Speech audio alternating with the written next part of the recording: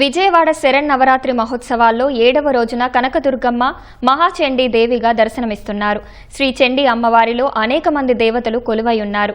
శ్రీ మహాచండీ అమ్మవారిని ప్రార్థిస్తే సకల దేవతలను ప్రార్థించినట్టే. అమ్మవారి అనుగ్రహం వల్ల విద్య, కీర్తి, సంపదలు లభిస్తాయని, శత్రువులు మిత్రులుగా మారతారని పురాణ ప్రశస్తి. ఏ కోరికలతో అమ్మవారిని ప్రార్థిస్తారో ఆ కోరికలన్నీ నెరవేరుతాయని భక్తుల విశ్వాసం. అమ్మవారి అలంకరణ విశేషాలపై దుర్గగుడి పండితులు ఉమాకాంత శర్మతో మా ప్రతినిధి శ్రీనివాస మోహన్ ముఖాముఖి. శ్రీమాత్రే నమః. జగన్మాత ఇంద్రకీలాద్రి క్షేత్రం పైన కనకదుర్గా స్వరూపంగా అవతరించి భక్తులను అనుగ్రహించే దివ్యమైన క్షేత్రంలో ఈ విశ్వావసనామ సంవత్సరంలో శ్రీదేవి శారదా శరన్నవరాత్రి మహోత్సవములు అత్యంత వైభవపేతంగా ప్రారంభమై నేడు మనం అమ్మవారిని శ్రీ చండీ అనే దివ్యమైన స్వరూపంతో దర్శనం చేస్తూ ఉన్నాం. కలో చండీ వినాయకో అని ఆర్యోక్తి.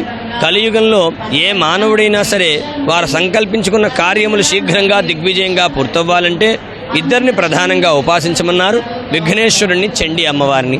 అటువంటి చండీ అమ్మవారి యొక్క ఉపాసన చేయడం చేత ఆ అమ్మవారి అనుగ్రహాన్ని మనం పొంది మనం సంకల్పించిన ఏ లక్ష్యాన్నైనా సరే ప్రారంభించిన తర్వాత విడిచిపెట్టకుండా ఎన్ని ఇబ్బందులు వచ్చినా ఎన్ని కష్టములు వచ్చినా అధిగమించే సమర్థతను అమ్మ నుంచి పొంది విజయములు పొందేటువంటి భాగ్యాన్ని ఆ చండీ స్వరూపంతో అమ్మవారి అనుగ్రహం ద్వారా మనం పొందగలుగుతాం. అమ్మవారు ఎట్లా మనకు కనపడుతూ ఉన్నారు, విద్యుద్ధామ సమప్రభాం మృగపతి స్కందస్థితాం భీషణాం అన్నట్లుగా ఒక మెరుపు మెరిస్తే ఎంత తేజస్సుగా ఉంటుందో అంత తేజోమయమైన రూపంతో అమ్మవారు తన పరివారంగా కన్యకలు కత్తులు పట్టుకొని వెనక నుంచి వస్తున్నట్లుగా రాక్షస సంహారం గావించి లోక కళ్యాణాన్ని జరిపించిన దివ్యమైన భవ్యమైన రూపంతో ఆ చండీ అమ్మవారు మనకి దర్శనమిస్తూ ఉన్నారు.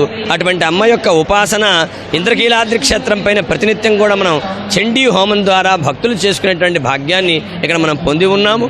అలాగే ఈ శరన్నవరాత్రి మహోత్సవంలో శతచండీ యాగముగా అంటే 100 పర్యాయములుగా అమ్మవారి యొక్క మహాత్మ్యాన్ని చేస్తూ మన అమ్మవారి యొక్క సేవ చేసుకునేటువంటి భాగ్యాన్ని దేవస్థానంలో మనం పొందుతూ ఉన్నాం.